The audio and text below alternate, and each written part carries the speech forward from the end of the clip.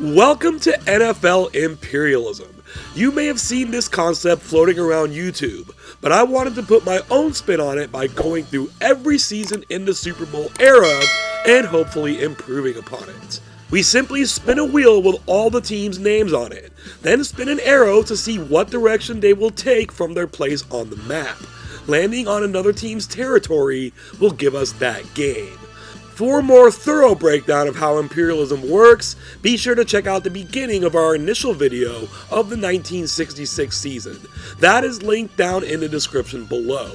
Beneath that is a link to the imperialism playlist consisting of all completed imperialism seasons to date.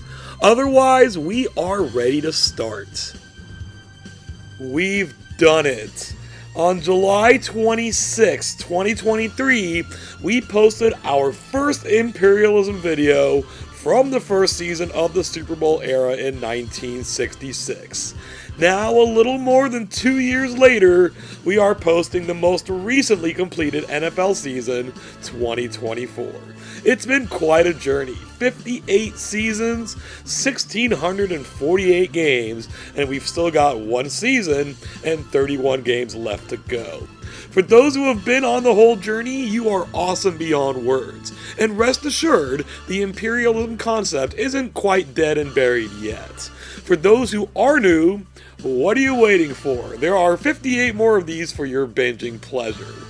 All that out of the way, the 2024 season belonged to the Philadelphia Eagles, champions of Super Bowl 59, who only lost one game on the road to their division rival after a 2-2 start. While they were the champions, the team they faced in the Super Bowl, the Kansas City Chiefs, were making some history of their own. No team has ever won 3 consecutive Super Bowls. In fact, no team had even advanced to the Super Bowl when going for the three-peat. The Chiefs did that this season. They also made their 5th Super Bowl in a 6-year period, another first. But it can be argued that they got this far this season more through supernatural means than anything else, and that they were thoroughly exposed when the Eagles annihilated them. Our rankings this season provide some proof of that, as the 15-2 Super Bowl bound Chiefs did not make the top 5. Philadelphia did, coming in at number 2, but for the 4th straight season, and for the 6th of the last 7, our number 1 team did not advance to the Super Bowl. For the first time ever, that spot belongs to the Detroit Lions. With the Green Bay Packers at 5th and the 14-3 Vikings, that NFC North was something else. The Ravens and the Bills take their regular spots as well. Nothing too crazy here about the teams in the bottom 5, but the Browns were actually a playoff team the season before. It's time to get this on the field. 2024 imperialism begins now. What a great bit of parallelism we have here. Our first ever imperialism game was the 49ers at the Raiders. The Raiders have since moved from Oakland to Los Angeles, back to Oakland, and now to Las Vegas, but the 49ers still found them. As we led off 1966, we lead off 2024. 49ers at Raiders. The Niners hold a 14-6 lead late in the third quarter. From the 24-yard line, Brock Purdy goes to DeJean Jennings. The defense can't get a hand on it, and Jennings will get into the end zone for the touchdown. That's going to put the Niners up by a score of 21-6. They're going to find a time in the fourth quarter to tack one more on, and they win this game 28-6. That first Niners-Raiders game was won by the Niners 34-6, so we almost duplicated it exactly. That said, the Raiders weren't that great this year, so the Niners have no problem winning this game and taking over their territory. Game number 1 is in the books. We've got a very close call on the wheel, Giants or Falcons. It's the Falcons. The arrow, not so close. We're getting this game again, the Falcons at the Jaguars. Late on in the first half, Atlanta has the ball. We're tied at 7. In their own territory, Kirk Cousins is going to find Kyle Pitts, and he gets a nice run after the short reception, getting Atlanta down to the 26-yard line. A few plays later, as the time is ticked away, they're at the 1. You know they don't want to settle for a field goal, so Cousins is once again gonna go to Pitts for the touchdown. He dominated this game, something you didn't hear very much about Kyle Pitts during the 2024 season. That gave the Falcons the control they needed, and they win this one 21-10. In the not too distant future, we're going to be coming up with an Imperialism stats video. One of the stats we're going to look at is the most common matchups. Jaguars-Falcons, even though the Jags only appeared in 95, has a good chance to be at or near the top. The Falcons are the winners in this one, though. They will take over Jacksonville's territory, beginning an incursion into Florida. This is only our 3rd game this season, but we're set for a titanic matchup. These are two teams, the Ravens and the Eagles, who tend to get on the field very early. This isn't just a top 5 matchup, it's a top 3 matchup. And of course it involves the reigning Super Bowl champion Eagles. They'll be hosting the game, and in keeping with tradition, the Ravens will be in the uniforms of the Green Bay Packers. Baltimore trails 10-6 in the second quarter, but they're trying to get a drive together. Derrick Henry goes off right tackle, but he will lose the ball. Chauncey Gardner-Johnson forces it loose. The Eagles get a nice return down to the 15-yard line. On the first play after the turnover, the Ravens bring the blitz. The pass gets off to A.J. Brown for the touchdown. The Eagles are getting a little space between themselves and the Ravens now. It's 17-6. They force a quick 3 and out and have got the ball moving again. With 42 seconds left in the half, Jalen Hurts is going to keep it himself around right end and gets his way into the end zone. So what was looking like a very close game has kind of tilted to one side. The Eagles lead 24-6, and they will run away with this one by a score of 45-20. These two teams have some geographic proximity, so them facing off this early wasn't too much of a surprise. The surprise was how easily Philadelphia won. They will take over the Ravens' territory, and they're still bordering another top 5 team in the Buffalo Bills, a matchup some thought would have been the Super Bowl.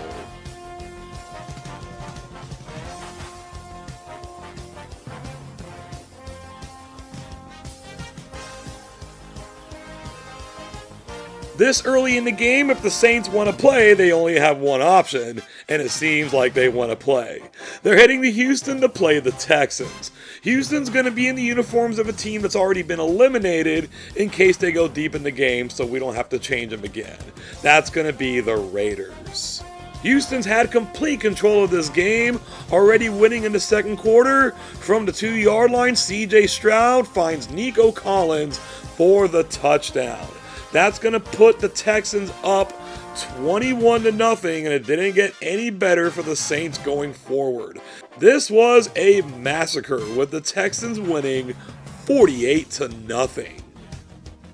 In 2024, the Saints were a giant pot of fool's gold, winning their first 2 games in a blowout, then getting beat up like this, maybe not quite like this, for the remainder of the season.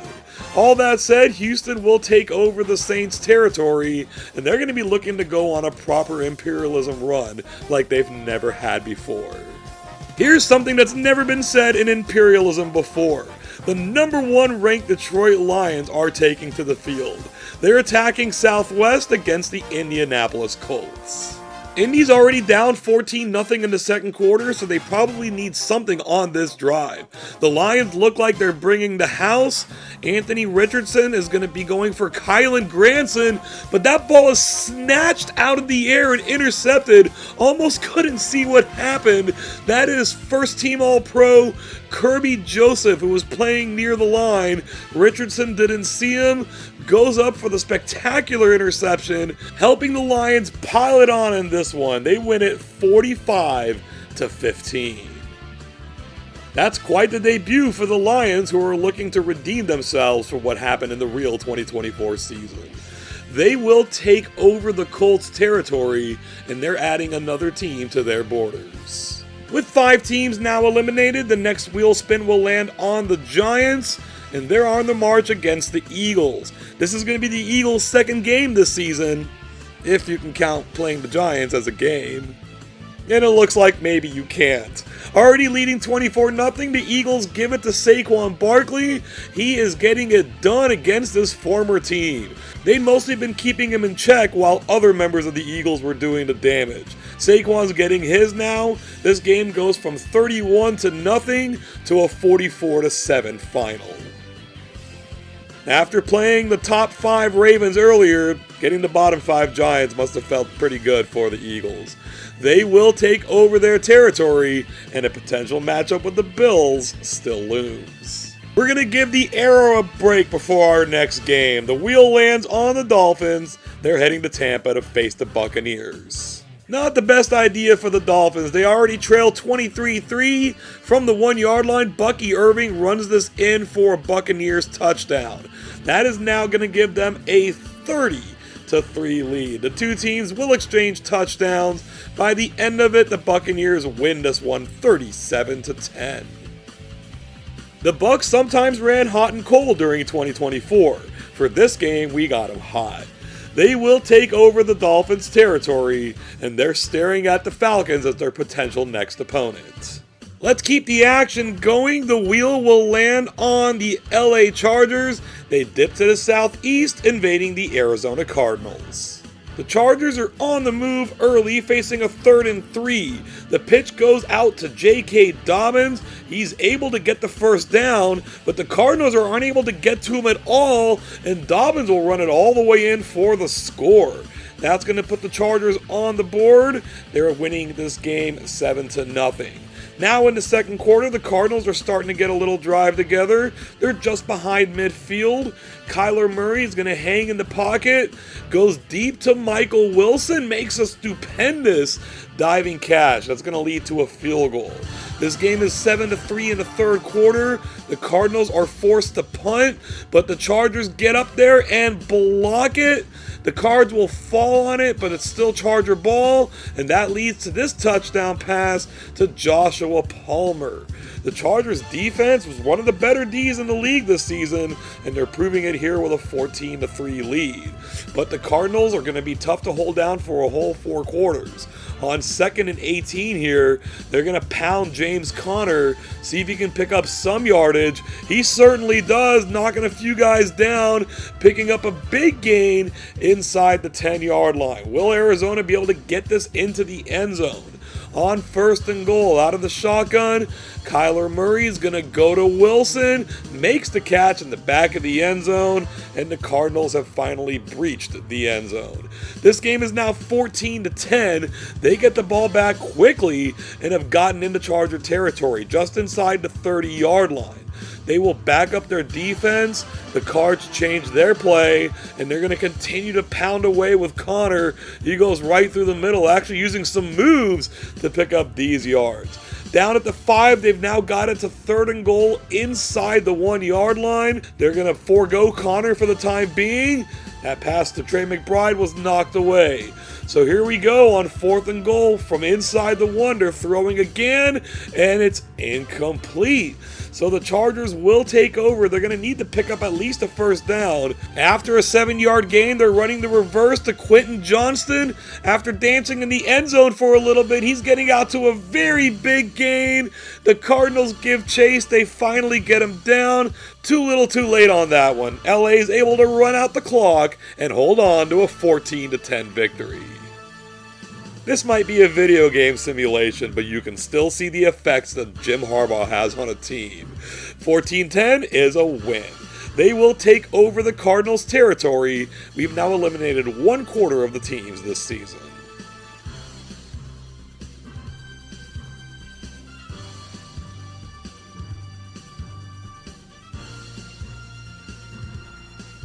The bottom-ranked Carolina Panthers are on the attack into Washington to take on the Commanders. It was all field goals in the first half, but Washington's getting in the end zone now. Marcus Mariota in for the injured Jaden Daniels. He's still got some wheels. He keeps it on the rollout and runs it in for the touchdown. So after leading 9-3 at halftime, Washington leads 23-3, and they get out with a 37-3 victory. It may have taken them a little while to get going, but in the end, it was an easy victory for the Commanders.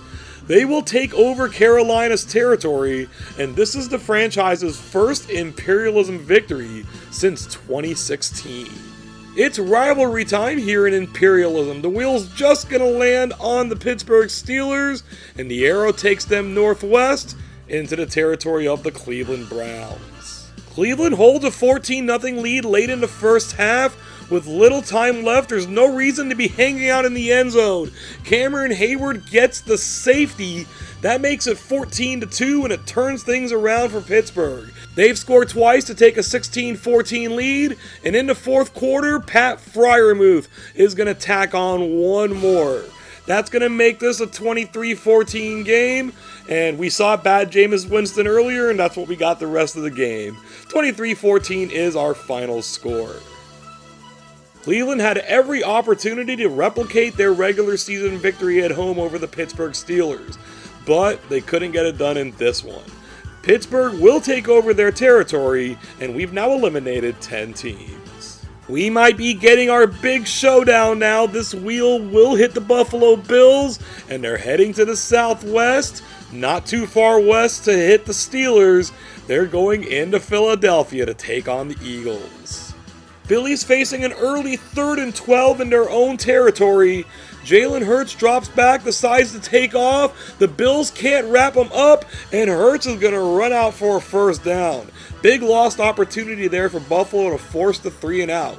The drive continues. They're at the 29. Hurts drops back and takes off once again. The Bills cannot get hands on him. He is streaking it down to the 2-yard line. Philly was facing danger here. Now they're on the edge of scoring the opening touchdown. Hurts is going to take it himself, pushes it up the middle. Touchdown, Philly. Hurts was the star on that one for sure. They've now taken a 7-0 lead. The Bills receive the next kickoff. Brandon Codrington trying to get something going for him, but Reed Blankenship forces the fumble, and Philly will recover. Buffalo's losing 7-0, and they've yet to see the ball.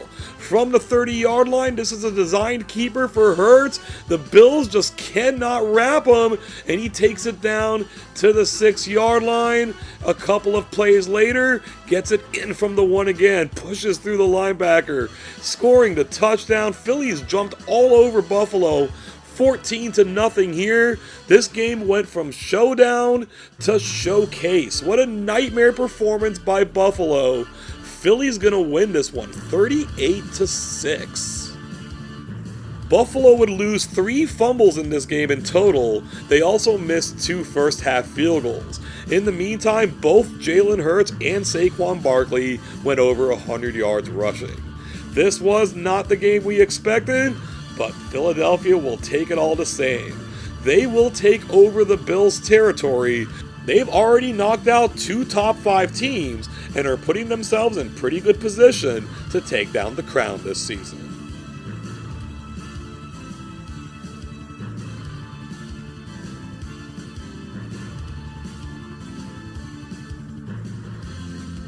We've seen the Eagles play 3 times already this season, so now it's the Chiefs' turn.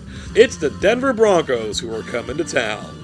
Kansas City has moved very quickly into Denver territory. The Broncos bring a blitz here. Patrick Surtain stays behind and gets himself an interception. Denver will stop the KC drive. They want one of their own, but they're facing a 3rd and 24. Bo Nix drops back the pass. That's Chris Jones stripping the ball loose. The Chiefs recover, so the defense will cover for the offense's errors. Can the offense pay them back? On 3rd and 2, they pitch it out to Kareem Hunt. A little slow around the end, but he's able to find the end zone. So Kansas City gets on the board first after all. They now lead this game 7-0. Denver's put themselves a drive together. They're at the Chief 13-yard line. With a cleaner pocket, Nix is going to find tight end Adam Troutman.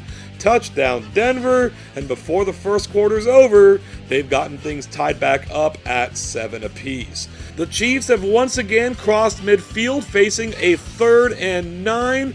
Coming around the edge to take Mahomes down is Nick Bonito, his 2nd sack of the game. Denver will retake possession from their own 23. Nix hangs in the pocket, tries to escape. Justin Reed will take him down and take the ball away as well. The Broncos are unable to take advantage of Kansas City mistakes, and now the Chiefs have it at the 8. Patrick Mahomes is going to look for and find Xavier Worthy. Touchdown Chiefs. They've gotten back into the lead at 14-7. Denver is able to draw even again, but the Chiefs have got another drive going in the fourth quarter. From the 11, this connection worked earlier. Mahomes to Worthy will work again. Touchdown Chiefs. They go ahead 21-14. They get the ball right back and score again and get out of here with a 28-14 victory. This was a tricky matchup for the Chiefs, but their defense, as it has the last couple of seasons, really came to play. They will take over the Broncos' territory, and they're creating quite the horizontal line here on the map.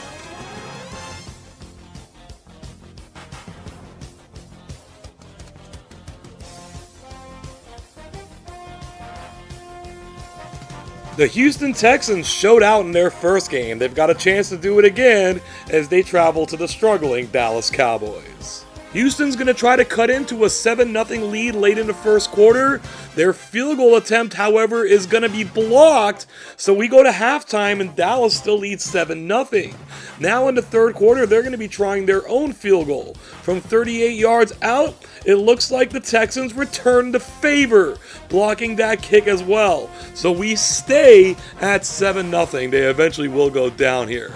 Dallas has it back though. We're now late in the third quarter, still 7-0. Cooper Rush goes for Jalen Tolbert, goes up and makes the catch and is inside the 5-yard line. Will they be able to punch this into the end zone? First and second down didn't work. They've got Kevontae Turpin in the backfield on third. He takes the pitch in for the touchdown. So in somewhat surprising fashion, this is a 14-0 game. Both teams eventually make their field goals, so it's 17-3. Houston's inside the 10, but they're running out of time. This pitch goes to Joe Mixon, got a nose for the end zone, but he's just short. That's just going to lose more time for him. On third down, Stroud's going to swing it out to Mixon. He beats his defender and scores. So finally, with 33 seconds left in the game, they have breached the end zone and made it a 17-10 game. It's all going to come down to this onside kick. It's laid down. They've got a chance to recover it, and they do, but they haven't been able to move it. So with only 2 seconds left, this is going to be it. Stroud's going to have to hang in the pocket, let his receivers get downfield, and he runs out of time. The Marvian Overshone picks up the sack, and Dallas will pick up the upset, beating the Texans 17-10. And it is an upset because the Texans were the better team, but they were known to not always show up for every game this season, and the Cowboys were at home. All that said, Dallas will take over Houston's territory, giving them sole possession over Texas with Louisiana to boot. We're ready for a showdown in the Midwest. The Chicago Bears get on there for the first time. They're heading east. They're going to take on the Detroit Lions. They're going to be heavy underdogs, but they played the Lions tough all season. Detroit's got to move on here. They're at the Bear 20-yard line in the first quarter. The pitch goes out to former Bear David Montgomery, and he takes care of business here, just extending past the goal line to give Detroit the first score of the game. They lead 7-0. We now head to later in the third, where they hold a 21-7 lead. The Bears are just inside midfield. Caleb Williams is looking to go deep, treating this like an end-of-a-game situation rather than end of the third quarter, but it works! Roma Dunze makes the catch for the touchdown. Chicago's getting themselves back in this. They now trail 21-14. They need to stop this Lions offense, though. They're in just about the same spot Chicago just was. Jared Goff is going to throw this into Amon-Ra St. Brown, and he's very good after the catch here, taking it to the 5-yard line, but he will lose the ball. Tyreek Stevenson. You can't stop Hail Marys, but he'll force a fumble or two here. But the Bears are trapped inside the 1-yard line now. They give it to DeAndre Swift just to eat up some yards, but the former Lion's going to get himself a first down.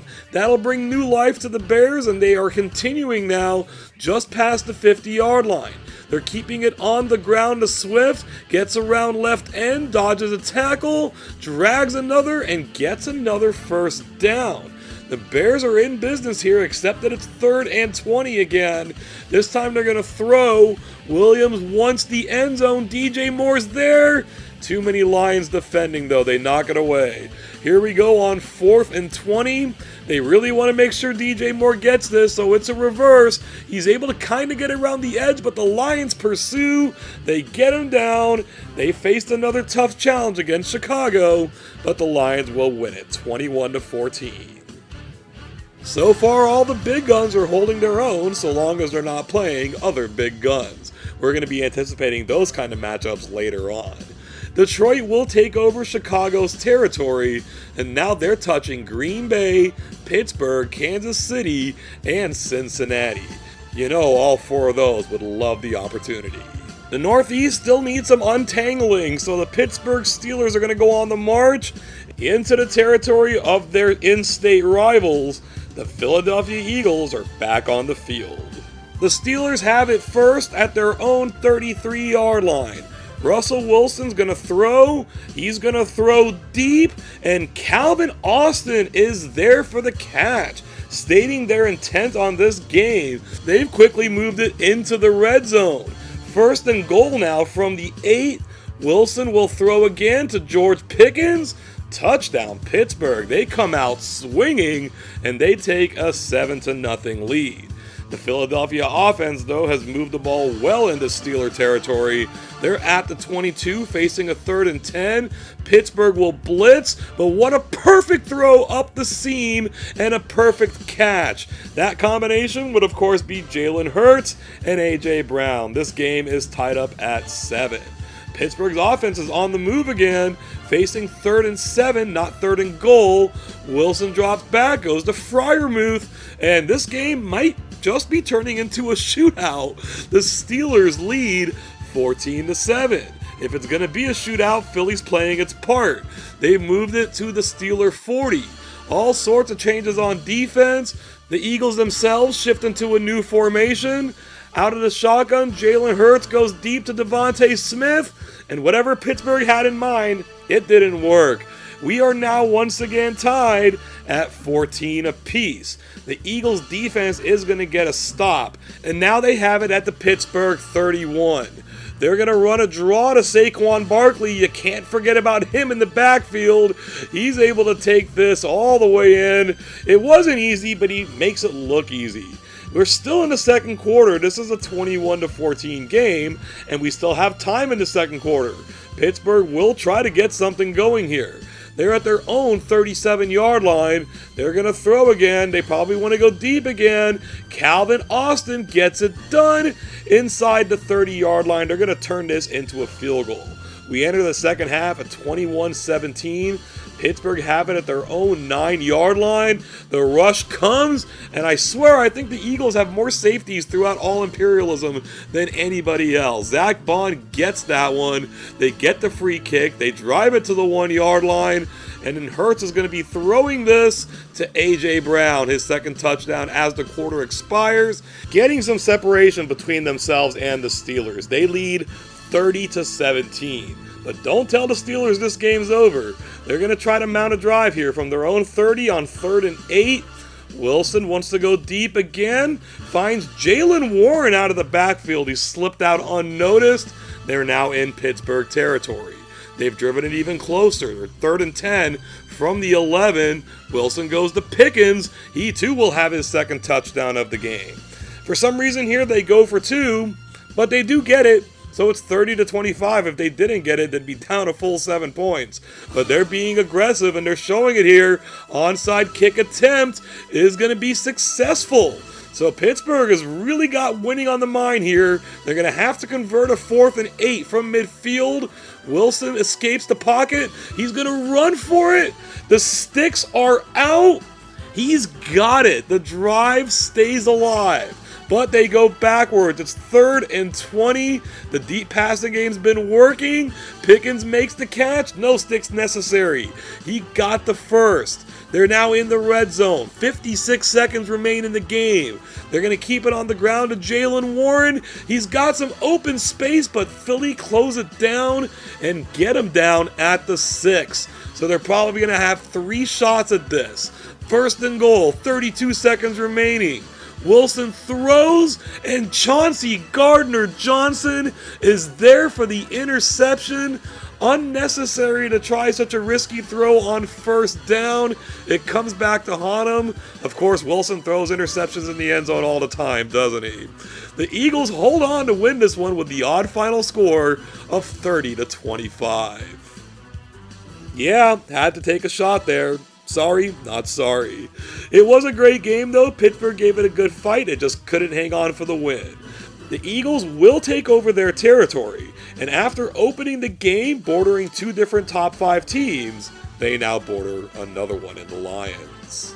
This next wheel spin is going to land on the Cincinnati Bengals. They've already expanded once, and that will lead them to attacking the Tennessee Titans. We're tied at 7 late in the first quarter. Tennessee's backed up in their own territory. They run a draw to Tony Pollard, and this Bengal defense isn't exactly remembered for being very good. They let Pollard cross midfield. They finally get him down after a 44-yard run. Later in the drive, Calvin Ridley will catch this touchdown. The Titans take their first lead of the game at 14-7, and they're not shy about expanding on it.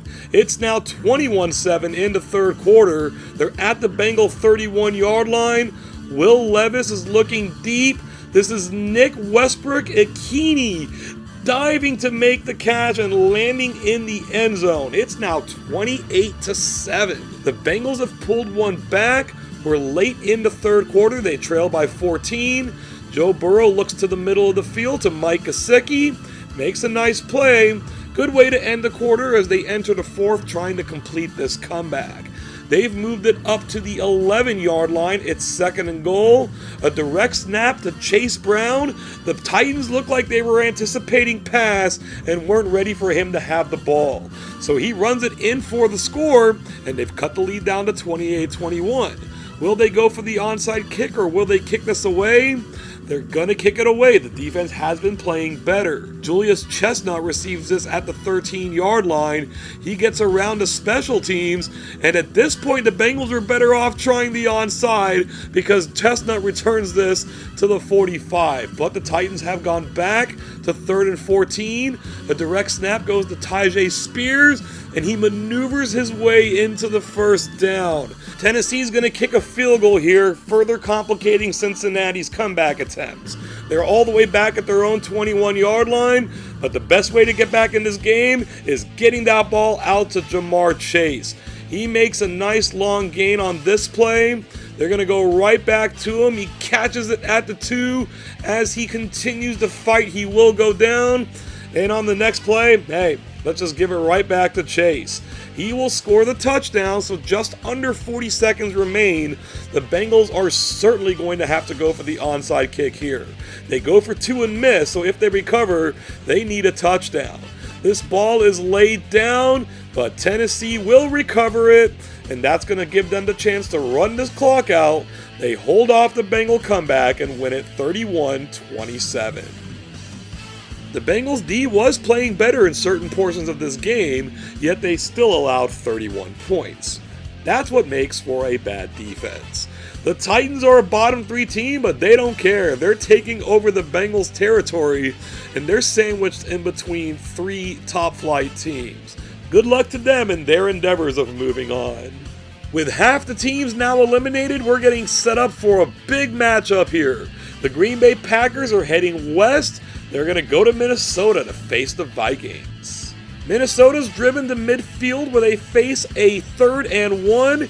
Aaron Jones will try to pick it up, but Daryl Slayton will knock the ball loose. The Packers pick it up and get a pretty good return out of this, and they get a field goal, so it's 3-0. Minnesota has it again. They're at their own 32-yard line, still in the first quarter.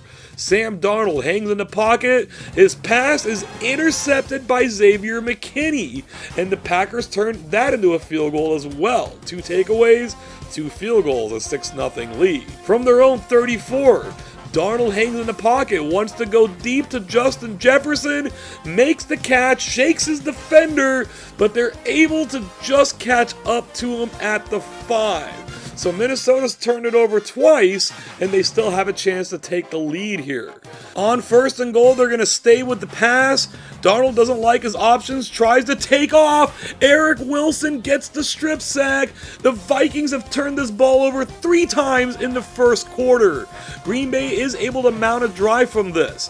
In the second now, from the 13, Jordan Love steps back, fires to the end zone. Romeo Doubs is there.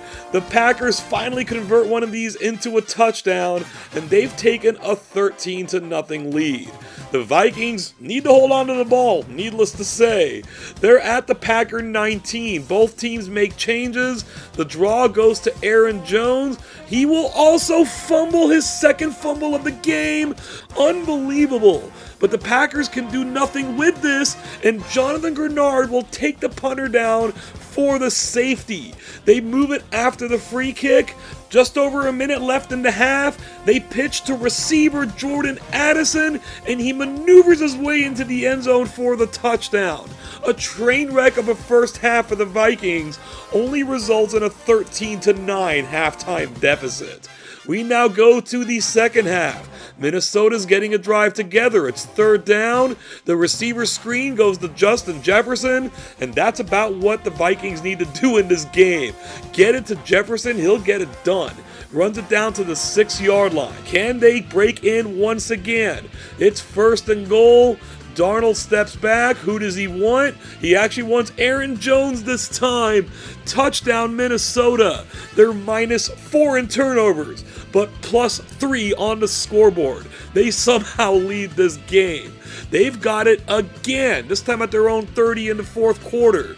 Darnold, who does he want? This time he does want Jefferson. Makes a diving catch inside the 40-yard line. They go nowhere on 1st and 2nd down, so here on 3rd and 10, from the 38, not really field goal range, Sam Darnold's going to try to run this out again. It's not your game, Sam. Carrington Valentine with the sack. Too far to go for it, so they punt it away. 3:12 left in the game. The Pack got a long way to go. From the 14, this pass goes to Jaden Reed. Goes up and makes the catch in traffic. They've continuously moved it downfield. They're at the 13. We're at the 2-minute warning. Jordan Love goes to Reed again. Touchdown in the back of the end zone. The Packers have gotten themselves back in the lead with 1:47 to go. Minnesota has a chance to take the lead here, but they need a touchdown, and they've lost some clock. With 45 seconds to go on 3rd and 9, they give to Aaron Jones. He will pick up the 1st down, but time is still not their friend. 31 seconds left from the 45. You've got to imagine this is Justin Jefferson time. Darnold sits in the pocket, goes to Jefferson, makes the catch. Green Bay's going to get him down, though, at the 8-yard line. After a few seconds to get the play in, there's 9 seconds left. This is probably it. Time has ticked away. The pass goes to Jefferson. Catches it in the end zone for the touchdown. How do the Packers lose him? What a game for the Vikings. They did nothing right except for giving the ball to Jefferson, and that was enough to earn a 23-20 victory. It's probably the one question Vikings fans never want to ask and definitely never want to answer. What would they be without Justin Jefferson? They don't need to find out in this one. The Vikings will take over the Packers' territory, and we've added another very strong team to this already very strong cluster.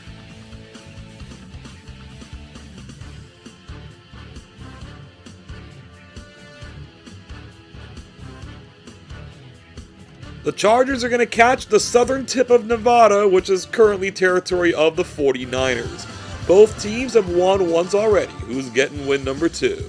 The Chargers had themselves a nice first quarter. From the 4-yard line, J.K. Dobbins takes this pitch in for a touchdown, and to end the quarter, Ladd McConkey catches the pass in the back of the end zone for a touchdown. So the Chargers and their excellent defense get out to a 14-0 lead. The 49ers are going to look to test that defense though. They've moved it to the 31-yard line. Brock Purdy looks downfield, and the Niners kind of answer to Justin Jefferson is DeJean Jennings. They're both JJ after all. He makes a nice catch for a touchdown, cutting the lead down to 14-7. The Chargers are in 49er territory, under 3 minutes to go in the half. The pitch to Dobbins, it's been working all day, but not this time. D. Winters blows him up, gets the ball loose. The Niners recover and get a field goal out of it. So we move to the third quarter. Inside the 10, the Niners have a chance to take the lead. DeJean Jennings all over the place in the back of the end zone. The Chargers can't cover him. He scores again. And the Niners complete the comeback for now and take a 17-14 lead. Can they complete the comeback for real by holding the lead?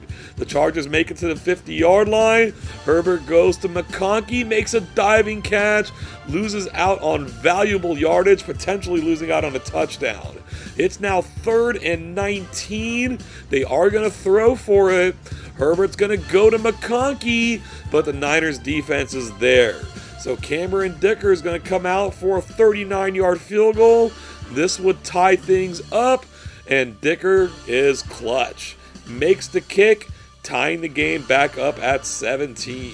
What can the Niners do? With 53 seconds left, they're at the 28-yard line. Purdy is going to throw to Isaac Guerrero. Makes a nice catch and spins away from his defender. And with the time going down, Niner fans, gear up. This is going to be an attempted game-winning field goal from Jake Moody. Not always the most reliable, but he can surely make it from 23 yards. Here comes the kick. It's within his range. It's good. And the Niners, down 14-0 at the end of the first quarter, make the comeback and win it 20-17. Yes, the 49ers did have this game at home, but considering the way their season played out, beating the Chargers here is an upset. They will take over the Chargers' territory, and they've now completely enveloped this season's NFC West champion, the Rams.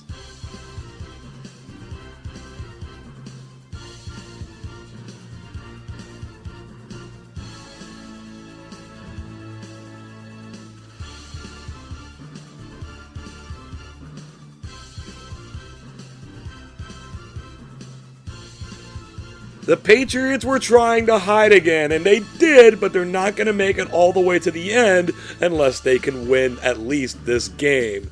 Good luck to them. They're going to Philly to play the Eagles. The Patriots have kind of been playing this tight. It's 10-0 in the second quarter, but the Eagles are ready to unleash Saquon Barkley. He's doing his spins, he's doing his hurdles, he's doing his high stepping, getting into the end zone for the touchdown. He was the focal point of this game for the Eagles, and it sure worked, and it worked a lot better in the second half too. The Eagles run up the score and win this one 47-0. Well, New England, you tried and you almost got to the top 10, but the Eagles said, you shall not pass. They will take over the Patriots' territory, and their victory snaps our streak of 6 consecutive games decided by a single possession.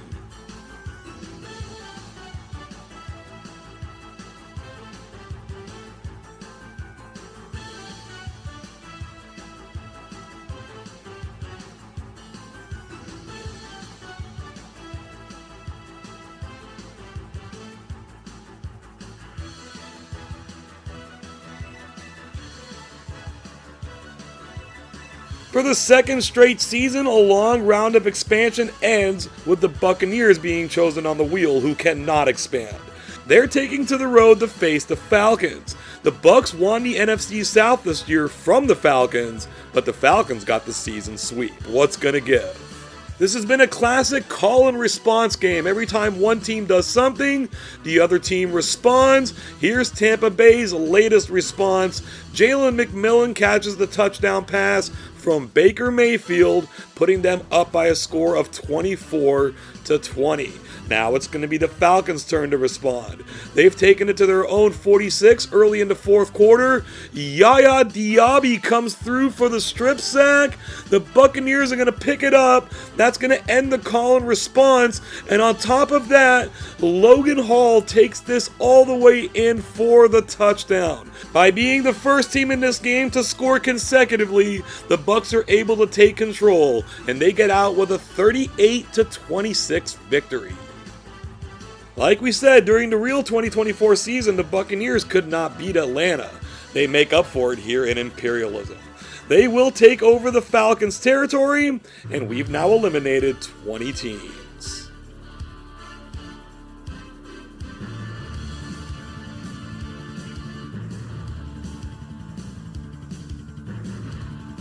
Yeah, the Titans got their win earlier. Now they're going on the attack against the Lions in Detroit. Not going so well this time. The Lions lead 24-3. Tennessee brings the blitz. The hot read goes to Amon-Ra St. Brown, and he's able to turn around and take it in all the way for the touchdown. That's going to extend the Lions' lead to 31-3. No relenting here. They win this game 52-6. Easy does it for the Lions there. They're going to take over the Titans' territory. And look at the 5 teams they're touching on the map right now. The Chiefs, the Vikings, the Eagles, the Commanders, and the Buccaneers. All double-digit victory teams and all playoff teams from 2024. If they're going to get through this, they're certainly going to earn it.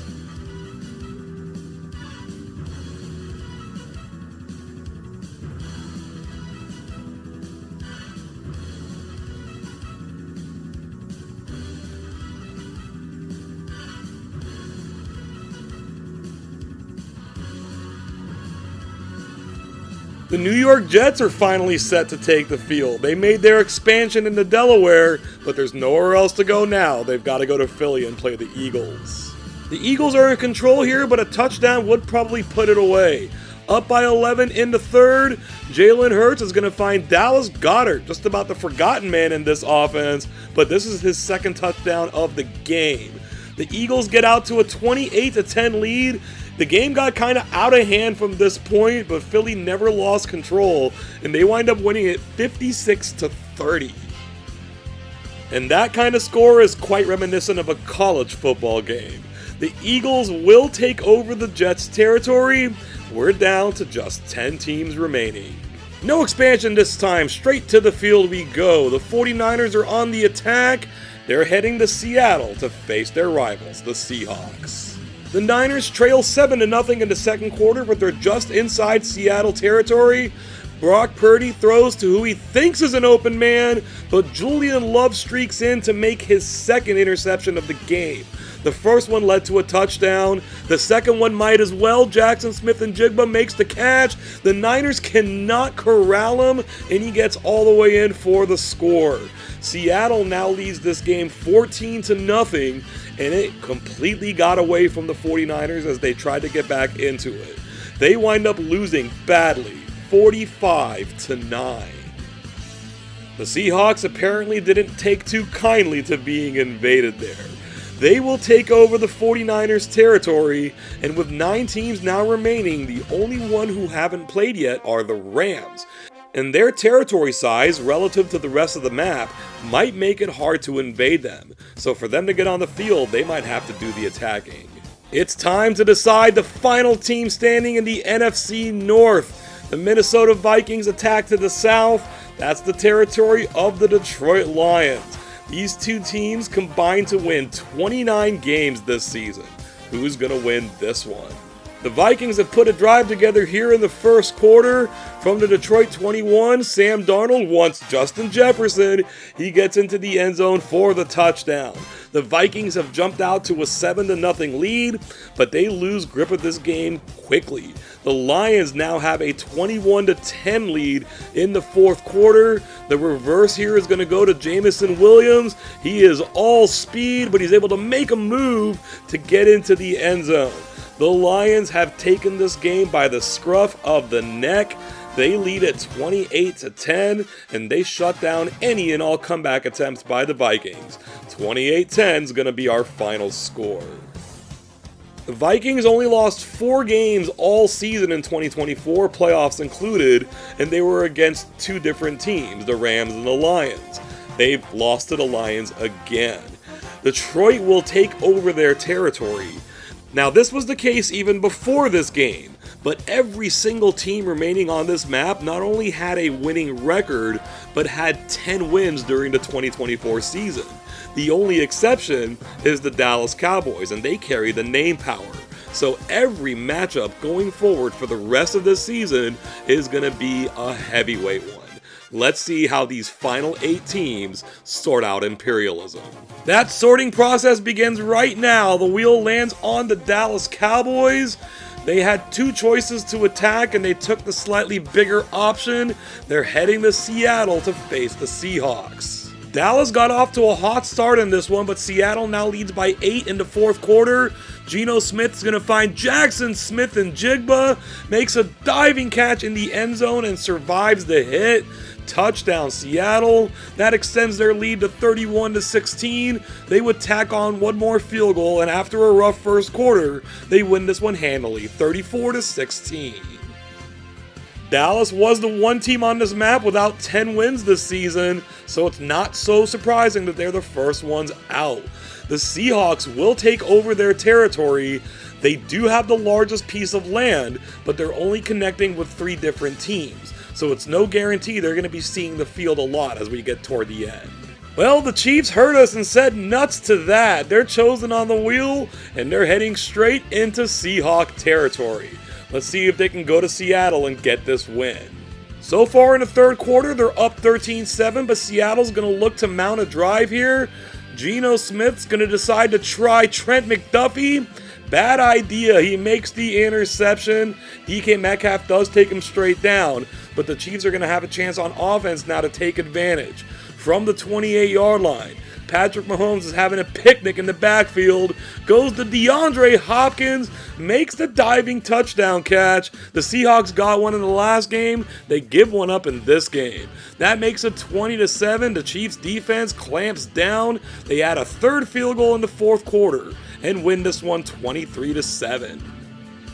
While the Seattle Seahawks did win 10 games this season, they did not make the playoffs. So with the Kansas City Chiefs now taking over their territory, every one of the remaining 6 was a playoff team.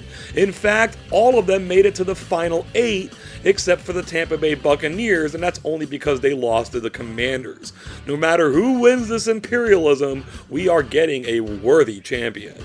And speaking of Commanders Buccaneers, the wheel lands on Washington, and they will attack to the southwest. So we're going to get that game right here at Imperialism, and it's going to be in Tampa just like it was in the playoffs.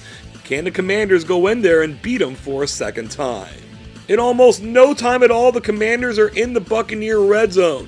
From the 14-yard line, Jaden Daniels looks for and finds Terry McLaurin in the end zone. They're not getting paid by the hour, folks. Washington takes a quick 7-0 lead. Now the Buccaneers will look to emulate them. They've quickly moved to the 20-yard line. Washington will back up the defense, anticipating pass. They will get one, but it's short. Baker Mayfield finds Jalen McMillan, and he has just enough juice to get himself into the end zone. Tampa may be willing to engage Washington in a track meet here. They've tied this up at 7 apiece, and Washington keeps it going. In the blink of an eye, they're at the 6-yard line. Jaden Daniels hangs in the pocket, finds Olamide Zaccheaus for the touchdown. Still in the first quarter, they've taken a 14-7 lead. But the Buccaneers are going to find themselves in a rash of bad luck here. This is wide receiver Mike Evans getting knocked out of the game injured. Sterling Shepard will take his place, and then not too long later, they suffer another injury. This is Baker Mayfield, and Kyle Trask will take his place. The game has slowed down. Tampa's added 2 field goals, and with Trask in there, they're in the red zone with a chance to take the lead. The pass goes to the end zone, intended for Cade Otton, intercepted by Jeremy Chin. What a play by Chin. The Commanders turned that into a touchdown drive. They've got it back again. They lead 21-13. Daniels is going to look for McLaurin, makes the catch at his own 42, getting some pretty good yards after. Tampa had a chance to get him at the 30, they don't. Had a chance at the 10, they don't. And he runs it all the way in for the score. McLaurin with the dagger. The Commanders go up 28-13. Tampa score very late to make it look a little closer, but the Washington Commanders win this one, 28-20. I would say from top to bottom, Washington did outplay Tampa in this game, but it is tough to lose two of your starting players on offense, especially your all-time best wide receiver and a highly productive quarterback. Injuries are part of the game. The Commanders will take over the Buccaneers' territory.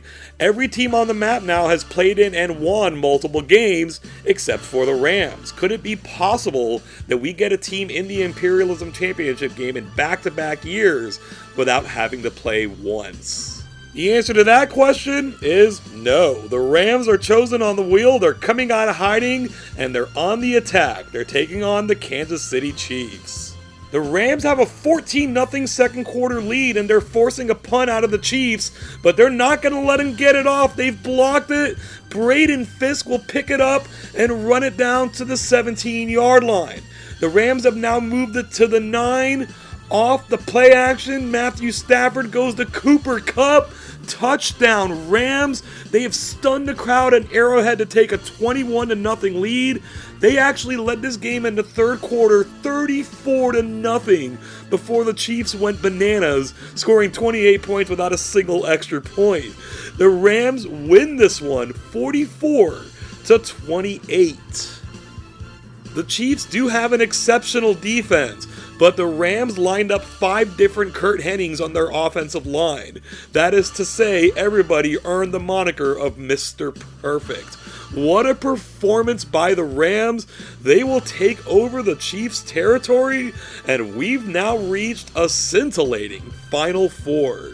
We've got drama on the field and drama on the wheel. This just hits the Eagles, and on top of that, we need a photo finish. But even more than that, let's get a close-up photo finish to see that this arrow will not bypass Washington's territory. It's going to hit the Delmarva Peninsula, which is part of the state of Virginia, which Washington owns. So we're getting this game. Remember at the very beginning of this video, in the intro, we said the Eagles only lost one game after a 2-2 start. That game was at Washington, and that's the task they have in front of them now. We've got a big one, folks. Let's see who wins this one. We're tied up at 14 in the third quarter. The Eagles are in the red zone. The give goes to Saquon Barkley, cuts inside, cuts through them all, gets into the end zone for the touchdown. It's been a back and forth game, but the Eagles have only led or been tied. They lead now at 21-14, but this dynamic Washington offense is on the march. From the Philly 38, Jaden Daniels wants to take a shot downfield.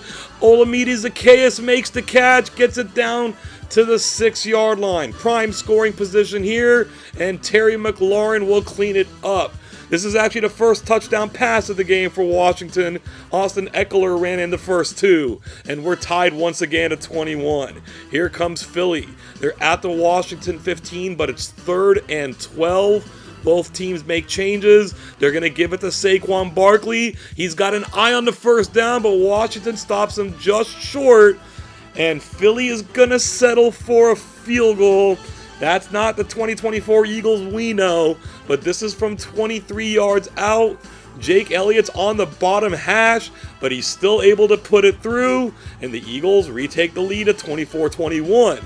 But the Commanders are going to see their opportunity now. It's 3rd and 8 in their own territory. The quick pass goes to Austin Eckler, makes an amazing catch in between several defenders. The drive stays alive, and they've moved it now to the 27 of Philly. Daniels is getting rushed, but he gets rid of it quickly. Zach Ertz, the former Eagle, drags his way to inside the 10-yard line. They're probably going to want a touchdown here. They lose yardage on first down. Daniels has his options. He's going to go to Ertz, and the defense is too late Touchdown Commanders, and with 2:01 left in the game, they've taken their first lead. Can the defense now hold up? Philly has to start at their own 17-yard line. They get nothing on first down. Here on second down, Washington brings the blitz, and it's veteran Bobby Wagner who takes him down for the sack. Philly's in desperation mode now. It's 3rd and 19. They're going to blitz again, and they get him down. Clelin Ferrell with the safety. Washington takes possession and tack one more on with a huge fourth quarter. They win this game 37-24. I think we all understand that in real life in 2024, the Eagles are always going for it on that 4th and 1. But in a 30-year-old video game, and maybe probably even in a modern video game, the field goal was the option. But credit to the Commanders for taking advantage of that. They know how to beat this team at home. They will take over the Eagles' territory. And after an amazing Super Bowl season and a great run in Imperialism this year, the Eagles have bowed out. Lost in the shuffle here is that the Lions have to play in the next game. They're chosen on the wheel and they're attacking toward the LA Rams. That means the Washington Commanders, for the 5th time in franchise history, but for the first time this century, are heading to the Imperialism title game. Will they play the Rams, or will we get the rematch with the Lions? Now, Lions-Rams, of course, is always an intriguing contest. You know, once upon a time they swapped quarterbacks. This game's going to be in LA. Who's going to the title game? Let's find out. The Rams get it first and are looking to put a drive together from their own 40-yard line. Matthew Stafford fires deep to Puka Nacua, makes the catch for a really long gain. That's the good news. The bad news is that Nakua's been knocked out of the game on his first reception. He's going to be replaced in the lineup by Tutu Atwell. The Rams go backwards. It's 3rd and 20. Stafford goes to Atwell. He'll make the catch, but be just short of the first down. And here we go with the first big decision of the game. They're going for it on 4th and short.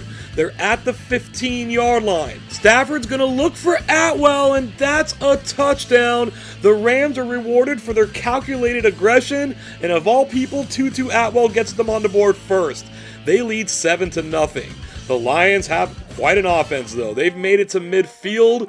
Jared Goff goes for Jameson Williams. It's a race to the end zone, and Williams is going to win the majority of his races. Touchdown Lions, bang, bang. This game is tied up at 7 apiece. Detroit gets a quick 3 and out and have gotten the ball back and are already in Rams territory. Goff drops back, goes for Sam Laporta. Perfect pass up the middle. The Rams are able to catch up to him at the 10-yard line. We're going to switch sides now in the second quarter. They've gone a little backwards. 3rd down from the 11-yard line. Goff holds, goes to Amon-Ra St. Brown. One-on-one, he's going to win most of those. Touchdown Detroit. They concede first, but score 2 in a row and have taken a 14-7 lead. The Rams have now crossed midfield. Plenty of time left in the half. Stafford holds to the last second, lets it go for Cooper Kupp. Touchdown Rams, a spectacular deep pass, picking on this Lions secondary. We're tied back up at 14. Detroit now, they're facing 2nd and short. They're going to pitch this to Jahmyr Gibbs. We haven't seen a lot of Gibbs in Imperialism, but that doesn't mean he hasn't been producing. He gets this down to the Ram 40. Detroit moves it further, but they're now facing a 3rd and long. Out of the shotgun, Jared Goff steps up, goes short to Williams. They're not getting the first, but they will get the field goal. 1:21 now left in the half. Here come the Rams. They give it to Kyren Williams. They do have a running game, and Williams makes a nice play here, gets them onto the edge of field goal range. There is time to make the end zone, though, on 3rd down from the 15. Out of the shotgun, the Lions look like they're trying to blitz. It will get there. Josh Paschal with the sack. The Rams kick a field goal. We're tied at halftime, 17 apiece. Nothing happens in the third quarter. In the fourth quarter, Jahmyr Gibbs gets the pitch and runs it in for the score. So Detroit has gone up 24-17. The defensive stature of that third quarter may be switching here in the fourth. The Rams are getting on the move here. They're in their own territory, but close to midfield. Stafford goes deep for Cooper Kupp, makes the diving catch. First down inside the 30-yard line. On the next play, they're lined up in the shotgun. Stafford looks downfield, goes for Atwell. The guy didn't think he was going to play today. He's over 100 yards receiving. They get it down to the 5, but it's now 4th and goal from the 8. Can they convert another 4th down? This pass goes to Demarcus Robinson. A spectacular diving catch with 2:04 left in the game to tie things up.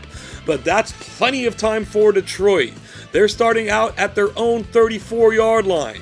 Goff is going to wait for his receivers to get downfield. Jamison Williams extends with the catch by the nose of the football. They're inside the 20. Might Detroit look to burn some clock here?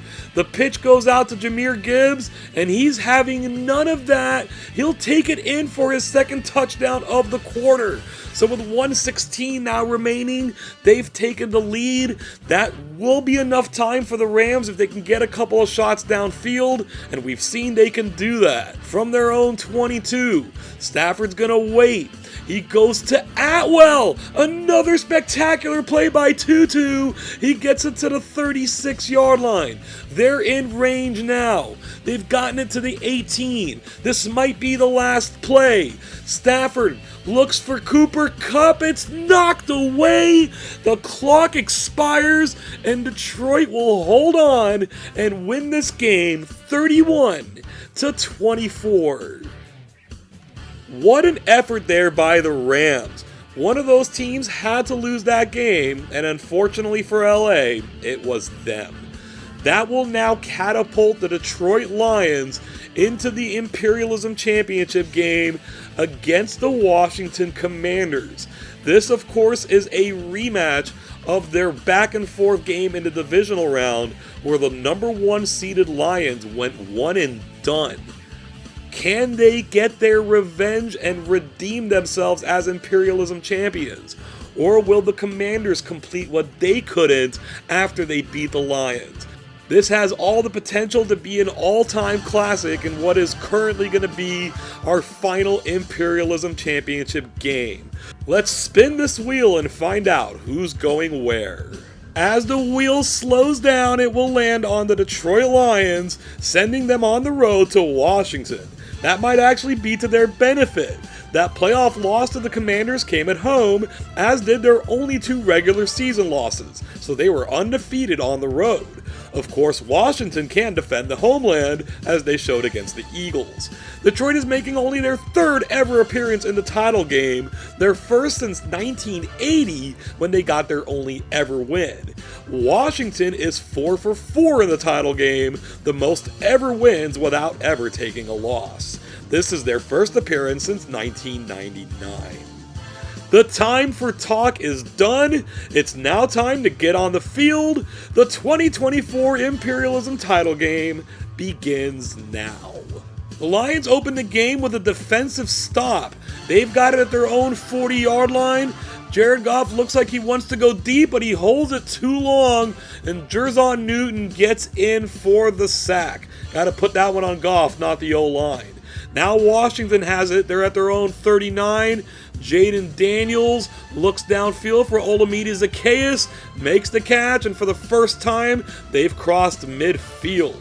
We are now in the second quarter, still scoreless. 3rd and goal from the 11. Daniels goes to Terry McLaurin. He'll make the catch, but be short of the end zone. Austin Seibert puts in a field goal. We've got our first score of the game. It's 3-0. The Lions now have it at their own 15-yard line, looking to get this offense into gear, but Goff holds it too long again, and Bobby Wagner gets in for the sack. That'll place them back at their own 7-yard line. The Commanders see weakness, and they get in for the safety. Durance Armstrong, part of the blitz, makes this a 5-0 game. Washington does well with the free kick, and the pitch here goes to Jeremy McNichols. In for the injured Austin Eckler, gets the game's first touchdown. The Commanders lead this game 12-0. Detroit's in danger of being shut out in the first half. They're facing a 3rd and 9 in their own territory. They make a change at the line. They're going to try Jahmyr Gibbs here. Gets past the defender. What a play there by Gibbs. And picks up a lot more yards. Time's ticked away on them a little bit though. There's only 29 seconds remaining in the half. Goff drops back, throws it past the outstretched defender. Amon-Ra St. Brown with the touchdown. Detroit makes this 12-7, and they're going to have the ball to start the second half. What can they do with it? From their own 34. Goff looks like he wants to go deep again. He's going to hold it, let it go at the last second. Jameson Williams makes the catch. Gets in for the touchdown. After a terrible start, Detroit now leads this game 14-12 on a 65-yard touchdown. But Washington's offense is on the move in Detroit territory. Daniels looks like he wants to run, then that threat brings the defense up. They get a pass completed to Terry McLaurin inside the 10-yard line. They're set up here, 1st and goal from the 8. The pitch goes to Brian Robinson, gets around left end, and will score the touchdown. They sure weren't behind for long. Washington leads 19-14. Has Detroit's offense caught fire now, though? They're not in a good spot. They're at their own 3-yard line. Could Washington possibly get another safety here? Goff is going to try to scramble. He just gets it past the goal line. Dante Fowler with the sack. They're now literally inches in front of the goal line. Goff drops back to the back of the end zone, goes deep for Williams. He'll make the catch. On 2 catches in this game, Williams is over 100 yards. This pass now goes to Sam Laporta. He's rumbling. I don't think he's going to be able to make it. He doesn't. They get him down at the 2. They've gone backwards a little bit now. It's 3rd and goal. They're going to run David Montgomery. He dives just a little short. And after all that, they're kicking the field goal. I'm kind of hoping Dan Campbell never sees this because he would never do this. The kick is almost going to be blocked, but it goes in. Will the Lions now face the same fate as the Eagles? They still trail 19-17. This is going to be the chance for Washington to get out by a 2-score lead again. McNichols is going to have the first down, but Terrion Arnold rips the ball loose. That's what they needed. The first turnover of the game. The Lions are going to have it in pretty good field position. We now move to the 4th quarter. They're at their own 44. They're still throwing. This one goes to St. Brown, makes the diving catch. First down at the 33-yard line. They've gotten a little closer now. It's 2nd and 1 from the 24. Goff is going to throw again. He wants St. Brown again. He's got him again. Touchdown, Detroit. They're back in the lead. They go for 2 here to get a 6-point lead, and they don't get it. So it remains 23-19 on 3rd and 3 now. Daniels throws for McNichols. It's incomplete. They're going to go for it from the Detroit 39. Daniels once again wants to throw to McNichols. I think he thinks it's Austin Eckler. It's incomplete, and Detroit takes over. They've moved it to the Washington 40. Goff wants to go deep again, this time to Jahmyr Gibbs. Catches it at the 5 and scores the touchdown. This is Detroit's biggest lead of the game. It's 30-19. We cannot count the Commanders out yet, though. 1:49 left. They've got a long way to go. Daniels is going to throw this to Zacchaeus. He'll make the catch, and just like that, they're in Detroit territory at the 36. They could go for a field goal here. They need a 3 and an 8, but they might want to be more aggressive than that. Daniels is going to go to McLaurin. He'll make the catch. Speaking of the aggression, that's a touchdown. They will kick the extra point here, so they remain down by 4 points. It's all going to depend on the onside kick anyway. Seibert lays it down, but Amon-Ra St. Brown recovers it.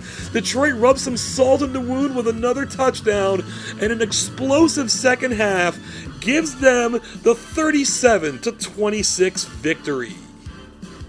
Redemption, thy name is Detroit. In what was the most promising season the Lions have ever had during the Super Bowl era, they fell victim to the Washington Commanders in their first playoff game, potentially leaving a Super Bowl championship on the table. Fast forward to Imperialism, and they beat those same Commanders, and did so in comeback fashion. The Kings of the Jungle are now Kings of the United States. It might be of small consolation, but no reigning Super Bowl champion has performed as well as the Eagles did this season in Imperialism without also taking down that title. The Chiefs also acquitted themselves quite well, but it wasn't meant to be for either of them. The Imperialism title game was instead a rematch of the divisional round between the Detroit Lions and the Washington Commanders. Art did not imitate life, however, and the Lions won the game and took down the title. Dan Campbell's crew is certainly not short on talent, specifically on offense. Go ahead and try to find a weakness here. A solid QB, dynamic running backs, a receiving core that complements each other very well, and an offensive line full of studs. Penei Sewell is so good that he may only need about 3 more seasons to reach a Hall of Fame level. If this team did indeed go on to win the Super Bowl, this would easily go down as a top 5 offense of the entire Super Bowl era. The defense wasn't the strong point of this team, and it's missing a couple of big names here in Derek Barnes and especially Aiden Hutchinson, but they still performed mostly well. Aleem McNeil and Jack Campbell were the top guys in the front 7, but it's the safety combination of Kirby Joseph and Brian Branch that makes things tick. Many of these guys were out for the playoffs though, and one must always wonder if the Vince Lombardi Trophy would have indeed found its home in Detroit had this defense been complete. We had a lot of fun games in the first half of this Imperialism, including the Eagles beating the Steelers and the Lions beating the Bears. As usual though, there were some blowouts as well, also conducted by the Eagles and the Lions. The second half of games gave us some incredible matchups, especially toward the end. But only 2 of the final 13 games were ultimately decided by a single possession, including the Lions' victory over the Rams. After then beating Washington, Detroit landed with 6 wins, tying them with Philly for the most this season, with the Lions sitting on top at 6-0. The Commanders were the only other team to win 3 times. 16 different teams went one and done, while 16 other teams grabbed at least 1 win. As far as the overall standings go, the Cowboys hold on to the top spot with 89 total victories. As stated in the intro, we are eventually going to have an Imperialism stats video, so we'll get a little deeper into these standings for that one. What we will do is highlight the 7 franchises that never could take down an Imperialism title. Those in the blue tint did at least make a title game, while those in yellow couldn't even do that. Thank you so much for making it this far, and for allowing this Imperialism series to reach its conclusion. There are still some other concepts to explore, but the season-by-season portion is indeed done. Please give this video a like and share it with some other football and video game fans. Don't forget to subscribe to the channel and ding the notification bell so that you never miss out on all our other offerings. As we take one last look at the Detroit Lion logo that sits in the center of the United States, I'd like to express some split feelings here. I had a lot of fun making and presenting these videos, but they've also been a huge undertaking. To those of you who are still here, thank you, thank you, thank you. You made all the work worthwhile. I hope we provided some entertainment, and I'd like to think we went out with a bang with this 2024 season. There is always a next time though, and until next time, I hope you have an awesome day.